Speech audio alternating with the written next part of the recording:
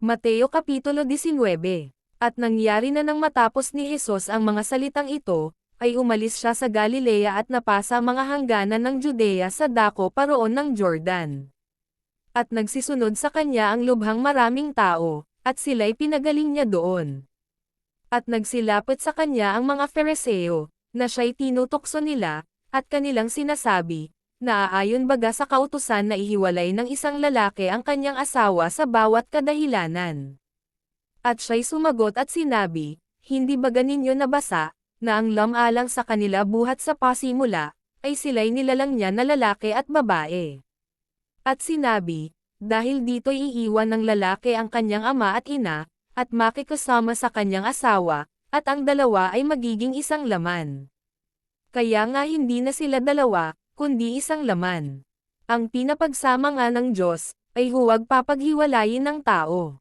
Sinabi nila sa kanya, bakit nga ipinag-utos ni Moises na magbigay ng kasulatan sa paghihiwalay, at ihiwalay ang babae? Sinabi niya sa kanila, dahil sa katigasan ng inyong puso ay ipinaubaya sa inyo ni Moises na inyong hiwalayan ang inyong mga asawa, datapwat buhat sa pasimula ay hindi gayon. At sinasabi ko sa inyo, sino mang ihiwalay ang kanyang asawang babae, liban na kung sa pakikiapid, at mag-asawa sa iba, ay nagkakasala ng pangangalon niya, at ang mag-asawa sa babaeng yaon na hiniwalayan ay nagkakasala ng pangangalon niya. Ang mga alagad ay nangagsasabi sa kanya, kung ganyan ang kalagayan ng lalaki sa kanyang asawa, ay hindi nararapat mag-asawa. Datapwat sinabi niya sa kanila, hindi matatanggap ng lahat ng mga tao ang pananalitang ito, kundi niyaong mga pinagkalooban. Sapagkat may mga beteng, na ipinanganak na gayon mula sa tiyan ng kanilang mga ina, at may mga beteng, na ginagawang beteng ng mga tao, at may mga beteng, na nangagpapakabating sa kanilang sarili dahil sa kaharian ng langit. Ang makakatanggap nito, ay pabayaang tumanggap. Nang magkagayon ay dinala sa kanya ang maliliit na bata, upang ay patong niya ang kanyang mga kamay sa kanila, at ipanalangin, at sinaway sila ng mga alagad. Datapwat sinabi ni Jesus, pabayaan ninyo ang maliliit na bata, at huwag ninyong pagbawalan silang magsilapot sa akin, sapagkat sa mga ganito ang kaharian ng langit. At ipinatong niya ang kanyang mga kamay sa kanila, at umalis doon.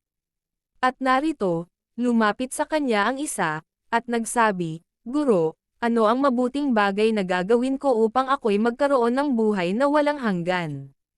At sinabi niya sa kanya, bakit mo itinatanong sa akin ang tungkol sa mabuti?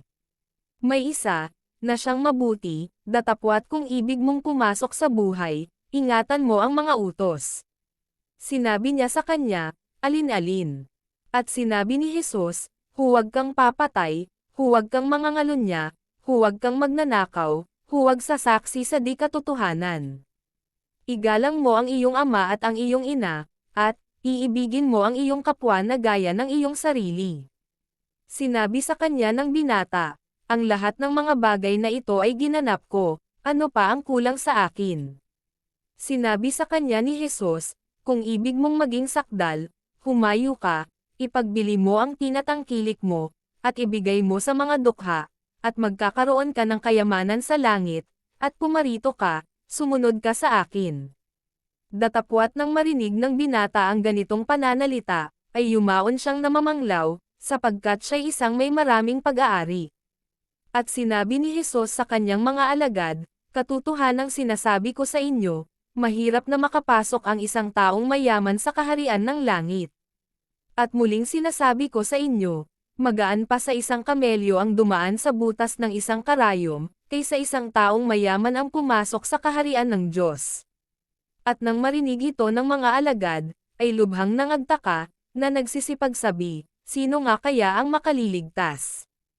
At pagtingin ni Jesus ay sinabi sa kanila, hindi mangyayari ito sa mga tao, datapwat sa Diyos ang lahat ng mga bagay ay mangyayari. Nang magkagayo'y sumagot si Pedro at sinabi sa kanya, narito, iniwan namin ang lahat, at nagsisunod sa iyo, ano nga baga ang kakamten namin? At sinabi ni Jesus sa kanila, katotohanang sinasabi ko sa inyo, na kayong nagsisunod sa akin, Sa pagbabagong lahi pagkauupo na ang anak ng tao sa luklukan ng kanyang kaluwalhatian, kayo na may magsisiupo sa 12 luklukan, upang magsihukom sa 12 angkan ng Israel.